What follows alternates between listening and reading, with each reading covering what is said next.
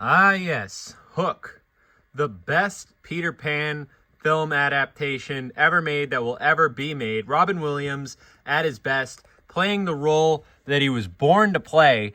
Robin Williams could not be better cast in the film Hook. And for audiences, when this film was released, this was a monumental piece of filmmaking. We have Steven Spielberg, we have Robin Williams, we have a great performance by Dustin Hoffman. Everybody in this movie is competing to steal the show. Fantastic choreography with the swordsmanship and all this. But the main premise of this show is its number one selling point. Now, not only do we have this amazing pirate action scene at the end where people are just getting stabbed left and right, and a movie that's marketed towards literally everybody. This is not a kid's movie. This is a epic of just biblical proportions, honestly. This is a deeply, deeply religious movie about loss, growing up, losing your sense of magic, and then the redemption of gaining it back again. So essentially what happens with Robin Williams' Peter Pan depiction, his character here, is that he used to be Peter Pan, but then he left Neverland and he created his own family. And he gets this job where he becomes probably the most horrible type of lawyer that you can imagine. And he's ignoring his kids, and he's lost connection with the forgotten magic that he was a master of in Neverland. Now, the villain here is what we need to focus on for a good portion of this, because Hook bears the name, and this movie is about Hook. This movie's not about Peter Pan. This movie is about Peter Pan's nemesis. You see, Robin Williams left Neverland, and he went off and he became the horrible lawyer, and he wanted to resign himself to sort of a sleeping life. But it took his nemesis to come and kidnap his children to bring Peter Pan back to Neverland. And Hook's motivation is probably the greatest part about this, because he has the best motivation out of any villain. He just wants a war. He already dominated Neverland. He already took over Neverland after Peter Pan left, and literally the Lost Boys are powerless. They're sprawled out and disconnected.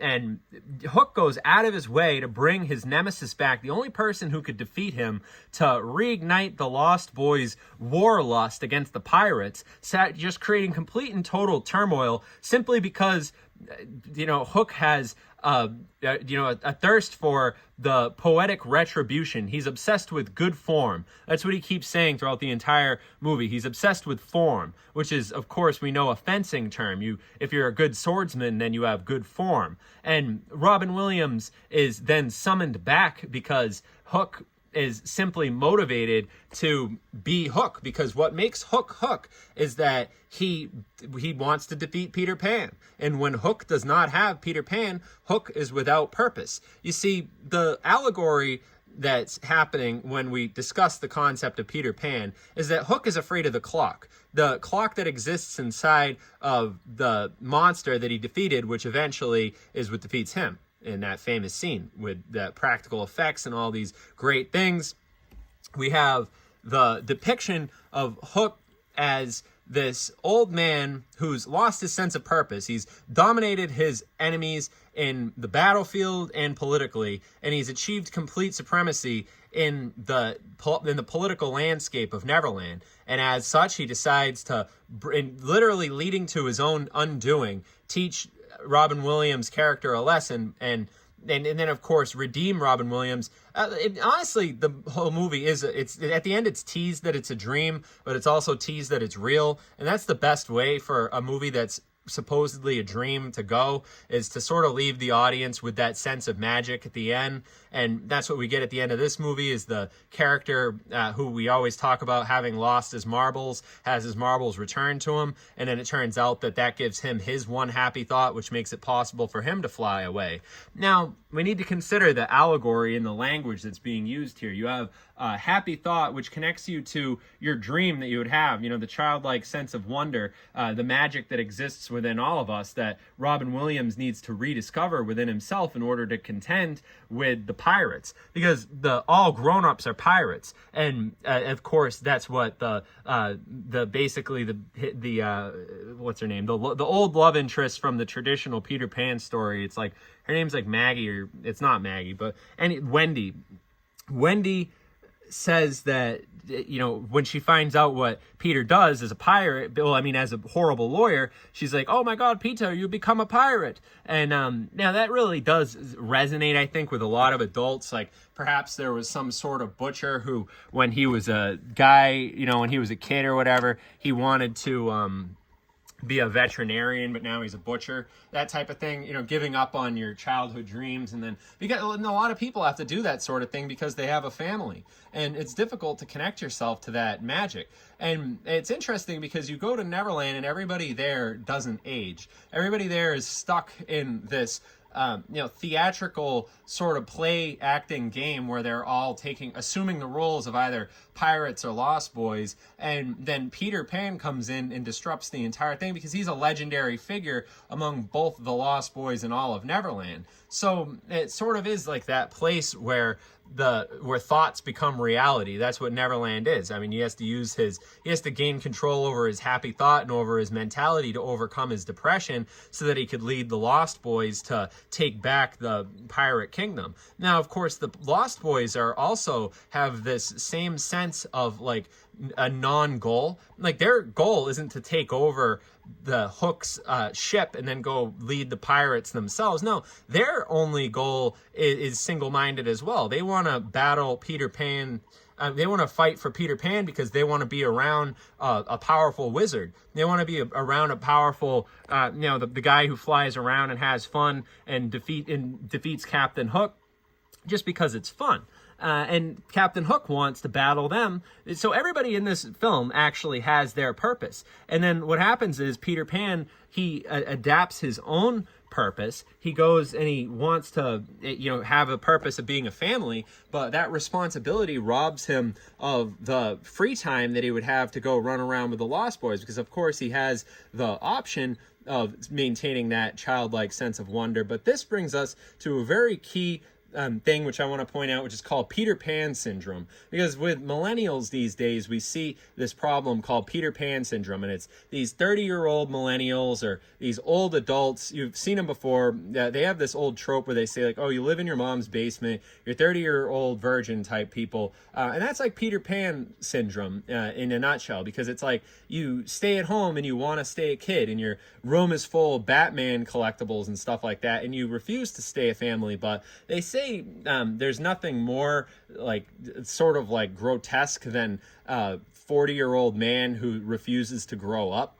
And it's like that. It's like if you refuse to grow up and you refuse to either reinvent the magic or give it up completely, you sort of is like a metaphor for the passing of the torch and all that. And of course we have Smee, which of course is the most hilarious character in this film. I mean, when audiences were treated to this film when it first came out, this was a smash hit. I believe Robin Williams and Dustin Hoffman and Steven Spielberg split the profits 3 ways, which is kind of unheard of. But this is definitely a passion project of the highest order, because you notice when you watch this movie that it follows very few conventional aspects of filmmaking. There's no real like studio presence when you watch this film. It's like the actors' performances and the director are all synchronized, and you could tell that all that was at work just to make a really good flick. And when people watch this reinvention of the Peter Pan mythology,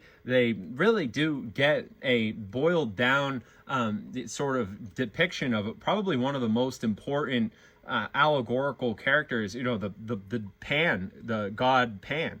And we need to really sort of pay homage to these sort of archetypal figures, especially now when technology has us so distracted these days, and all the different media and noise and suggestion really does take us away from these old these old books, these old stories that everything's based on, which you could really find some real wisdom. And there's people from like the 90s and filmmakers particularly in this era, which I'm convinced convinced the end of the 90s was probably the high watermark for film, because after that we see less and less of this innovative style of filmmaking, which is a real shame, because what Robin Williams and Dustin Hoffman do here is they, we start watching the movie and we're actually treated to something quite boring for the start of the film. We see how boring it is to be a brutal lawyer, and we see how many of his son's baseball games that he misses across the course of the film. And then finally, when he goes to Neverland, the film basically does an homage to when Dorothy enters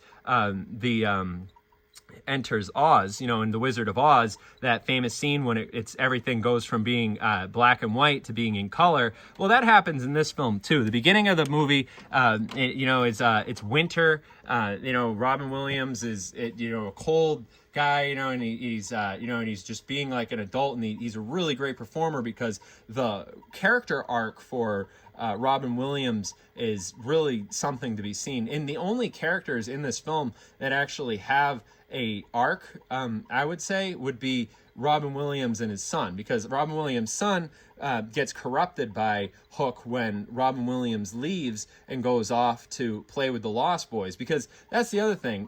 When Robin Williams abandons his family to go try to discover his magic, his son then goes over to like the conformity. So if you want to use another metaphor, you could say that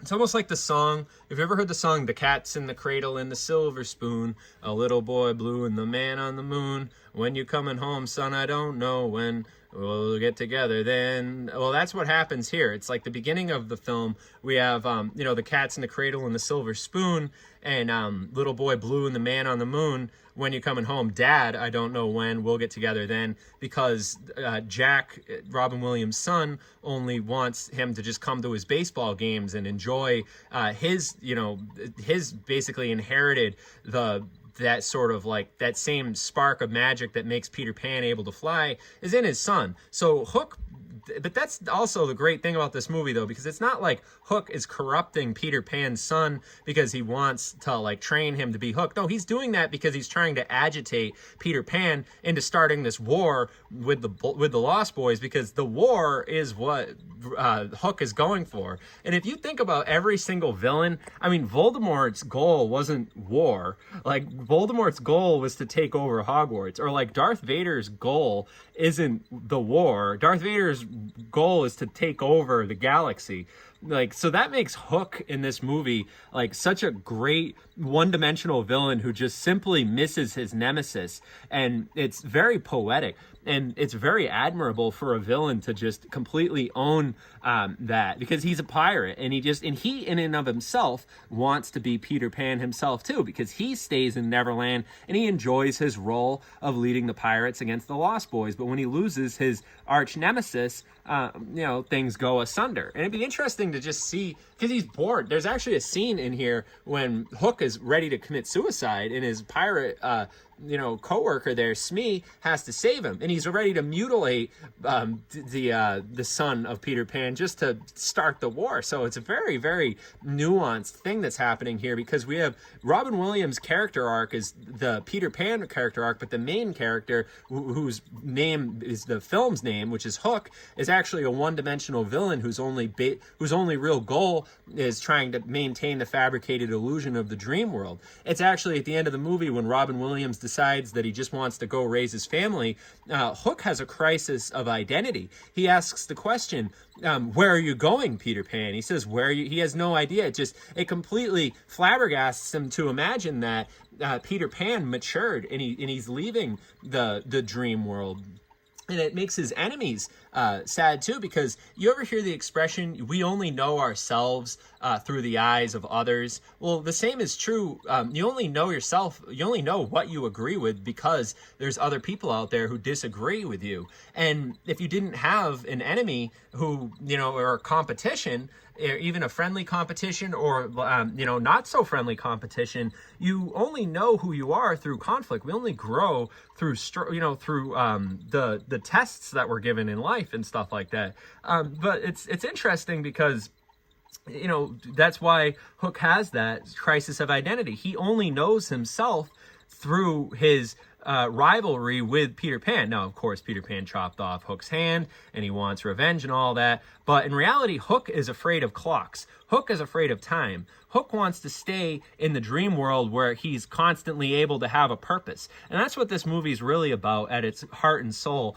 is about the quest to find purpose. And in his own way, Robin Williams' son, Jack, was trying to find purpose through his baseball and trying to have the admiration of his father. And Robin Williams was trying to have purpose then when he became a lawyer, and he was trying to be successful for his clients. But it's interesting when you watch this movie and you see how all the different characters come to find their own crisis of identity and then the various different aspects of their personality that they use to overcome it.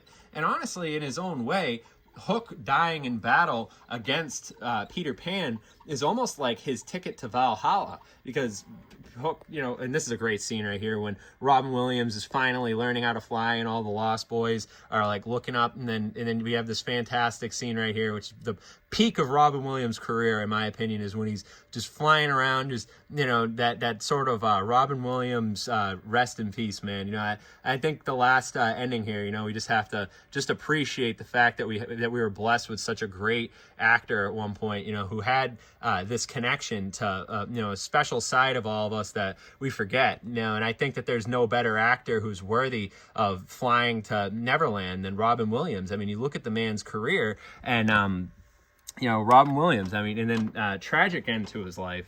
You know, and I think that he was just a guy who was so burdened by the ugliness in the world. I mean, if you look at The Angriest Man in Brooklyn or World's Greatest Dad or any of the final films that Robin Williams created before his tragedy of taking his own life, which, you know, robbed us of some great films that he would have made in the future. But at the same time, I mean, when a person like, you take Hunter S. Thompson, was a great writer, and he offed himself as well. Or you look at any author, you know, Ernest Hemingway, who, you know, shot himself and died as well. You know, it is honestly a rare phenomenon where these geniuses rise up but then take their own life because they're burdened by the fact that I think, like they say, and there's this Robin Williams meme where they're like, oh, you know what, pay attention to the happiest people you know, because they might be you know, suffering inside. So I think that that's the best note to leave on. You know,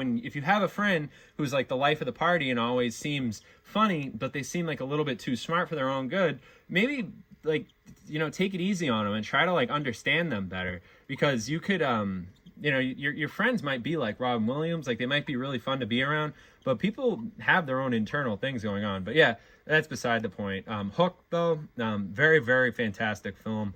You know, especially for its era, and even from today's standards, I think it's only gotten better with time. This is one of those classic films, and the source material is just apex.